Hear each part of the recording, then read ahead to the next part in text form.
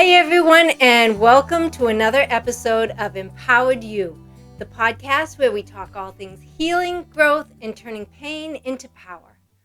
I'm your host, Jill Ripley, and today we'll be talking about how setting boundaries empowers healing, clarity, and connection. What if I told you that the most loving thing you can do for yourself and for others is to say no sometimes? Today, we're talking about boundaries. Not as walls, but as bridges to authentic connection. Today we'll be talking about what boundaries actually are and what they're not, why boundaries feel so uncomfortable at first, and why boundaries make us feel so guilty. So, what are boundaries? Boundaries are not punishments, they're not ultimatums, and they're not selfish behavior.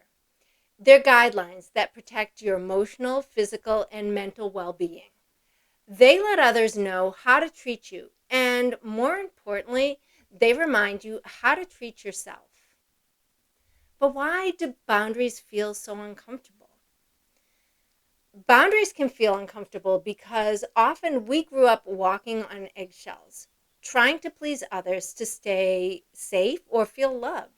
So boundaries can feel like rebellion, but really they're restoration. This discomfort is normal. You're not doing it wrong, you're doing it differently. Now, don't be surprised that when you start setting boundaries, that those who are used to you always caving in or giving in, give it a little pushback. They may be confused or hurt or even resistant.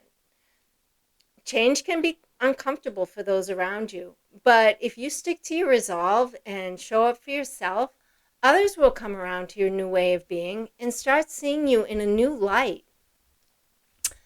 Some people may take it personally, but it's not your job to manage their feelings. They may say, "You've changed," and you can say, "Yes, I have," and that's okay. Some people will test your boundaries to see if you really mean it. Just be consistent. Loving doesn't mean giving in. When you show others that you respect yourself, they'll start to respect you as well. You may lose people, but you'll gain peace, and that peace will attract the right people into your life. People who will love you for your authenticity, your true nature, and not your compliance. It wasn't until after my divorce that I learned that I was capable of setting boundaries. I had spent so long trying to please all the people around me that I had forgotten that I have preferences. My former husband loved being in a crowd of people, but that was never really my thing. When we were married, I found myself having to go to parties and gatherings nearly every weekend, which I was not overly fond of. And he was famous for staying far later than I wanted to, and I often felt like a prisoner at most of the events that we attended. I would tell him I was ready to go, and it was always much later when he would finally actually give in to leaving. So after my divorce, I made it a priority to say no to anything that did not sound like fun to me. And in the beginning, I think I went a little too far. I said no to just about everything. And it actually felt so empowering. But over time, I realized that this was no good either. I was shutting out the world around me, and I felt isolated and pretty lonely. Over time, I feel like I've come to somewhat of a happy medium. When I get invited to something, I consider the event, how many people will be there, and if it feels like something that resonates with me or if it feels like something that will drain me. I'm open to getting out of my comfort zone, but I try to honor my own needs and worry less about offending someone if I say no. I'm always polite, but if I don't feel like going, I'm not going to force myself. And sometimes I say yes, and then I change my mind. And that's okay too. Just always remember to try to bow out with as much grace as possible. The old programming of guilt might creep in, especially if you were always the caregiver or the fixer or the peacekeeper. This is just your nervous system adjusting to new rules. Stay the course. You're not being selfish. You're being self-honoring. And trust me, it will get easier. You might feel guilty for putting yourself first, but that's not because you're doing something wrong. It's because you were taught that self-sacrifice equals love. But the truth is, guilt isn't always a sign that something's wrong. Sometimes it's just a sign that you're growing. Clear boundaries lead to honest communication. They help us stop resenting people silently and start showing up authentically. They don't push people away, they invite the right people in. If you're looking to see where you may need to make some adjustments in your life, you may want to ask yourself a few questions like, where in my life do I feel drained, resentful, or overextended? Where in my life do I say yes when I really want to say no? Who in my life do I feel like I'm constantly walking on eggshells around? In what relationships do I feel like I'm giving more than I receive? What commitments do I dread, and why am I still saying yes to them? Where do I feel invisible, undervalued, or emotionally exhausted? Am I sacrificing my well-being to keep the peace? What parts of my life feel more like obligation than choice? These are your boundary clues, and that's where you need to focus your attention. I think one thing that helps make this whole concept of boundaries a little less intimidating is realizing that they come in different forms. We tend to think of boundaries as just saying no or setting limits with people, but they actually show up in many areas of our lives. So let's break a few of them down. We have physical boundaries.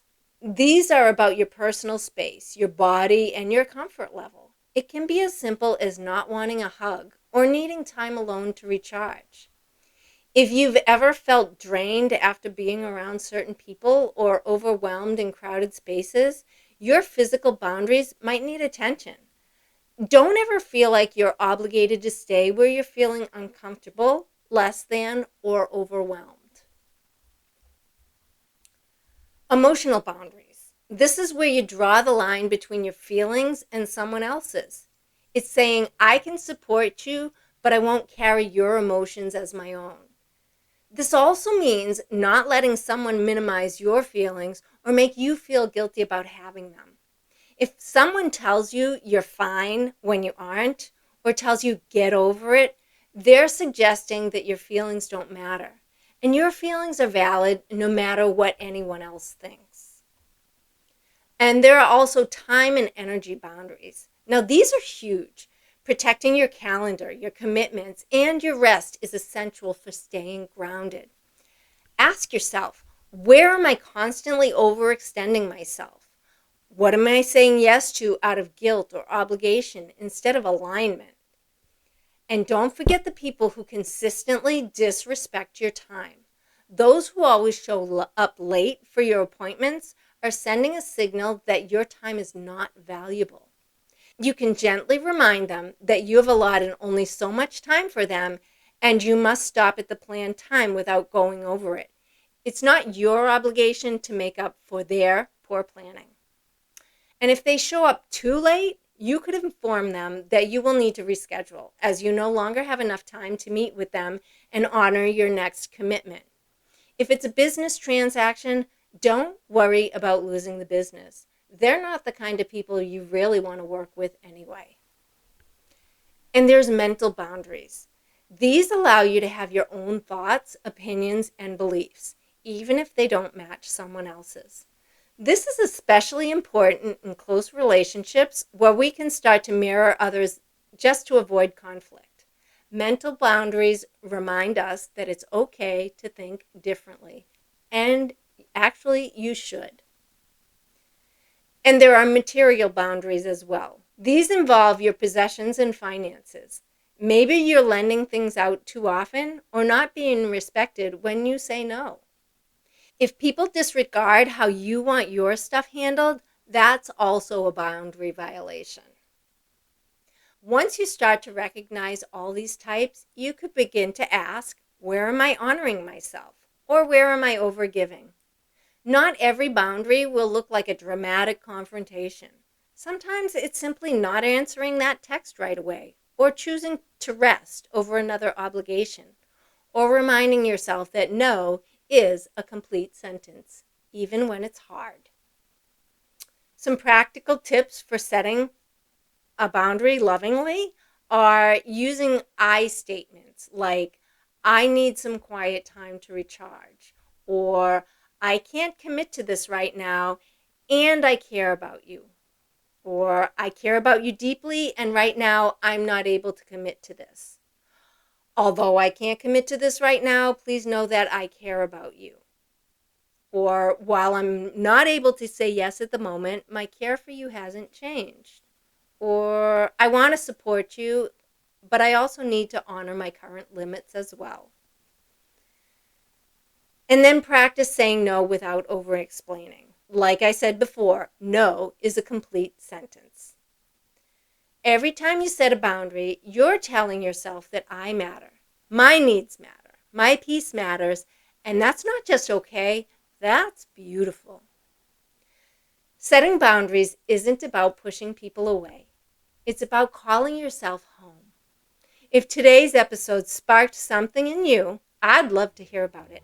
Message me at empoweredbythestorm.com or find me on Instagram at empoweredbythestorm. Until next time, stay grounded, stay open, stay loving, and stay empowered.